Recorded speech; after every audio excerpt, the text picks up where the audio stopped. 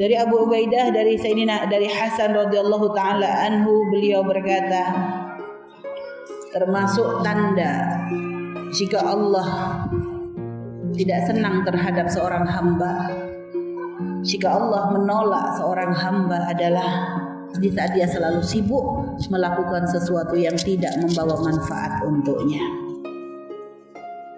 Maka ini menjadi hitung-hitungannya kita. Kalau kita kok tiba-tiba ibadah susah, mau sholat repot, kok kayak berat badan kita untuk bergerak. Kalau kita tiba-tiba mau sodakoh, kok rasanya berat banget untuk ngambil uang.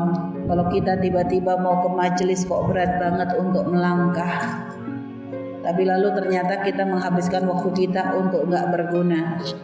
Hari itu kok jadinya malah kita bisa nonton jam-jaman non-stop, kita nikmati. Saat itu kita bisa ngomong, gosip dan sebagainya berjam-jam, kita nikmati. Setelah itu pokoknya benar-benar kita itu menghabiskan waktu kita satu hari itu adalah hal-hal yang tidak manfaat, maka harus jadi bahan renungan. Ya Allah, ini adalah tanda Allah tidak mencintai kita. Ini adalah tanda Allah menolak kita. Dan kadang berapa banyak itu terjadi pada kita. Makanya kita harus, kalau sudah ada rasa malas, tapi kok kita lebih senang untuk hal-hal yang gak berguna. Ke majelis males, tapi kalau jalan-jalan ke mall senang.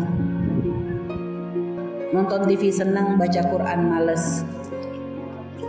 Ini berarti sudah tanda-tanda, ya Allah, ini berarti tanda Allah gak senang dengan kita.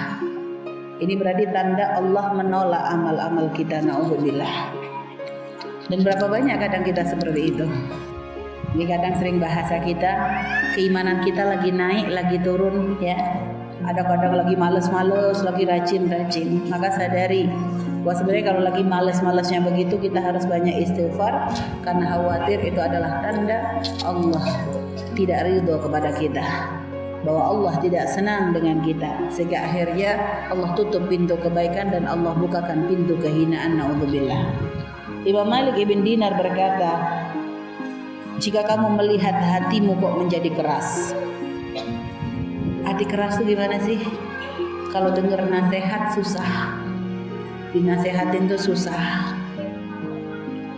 Melihat kebenaran tidak tersentuh. Mengingat dosa gak bisa nangis.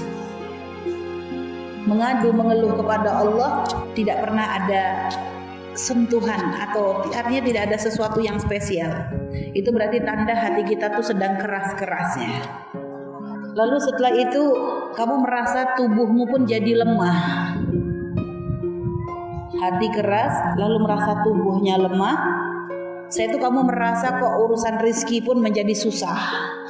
Maka kita harus introspeksi. Kata beliau, jangan-jangan kita telah banyak melakukan sesuatu yang tidak ada faedahnya. Sehingga akhirnya itulah efeknya. Jadi efek melakukan sesuatu yang tidak manfaat tadi, efeknya apa? Hati keras. Kalau sudah hati keras itu repot. Repot, orang punya hati keras itu susah hidupnya. Setelah itu apa? Badannya lemah untuk ibadah, tidak punya semangat, bangun malam susah. Udah ngidupin beker gak bangun-bangun. Suruh duhaan biasanya bisa, ini sampai zuhur gak sempet-sempet gara-gara sibuk di dapur. Jadi kayak terhalang aja. Jadi kadang ada aja alasan untuk ibadah tuh kayak males gitu ya.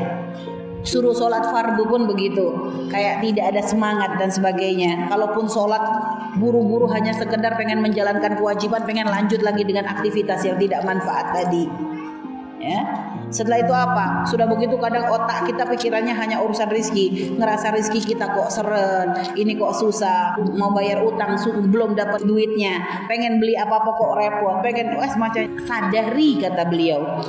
Kata Malik bin Dinar, berarti itu penyebabnya apa? Kita telah melakukan sesuatu yang tidak bermanfaat. Ya Allah, berarti memang efeknya itu luar biasa ini.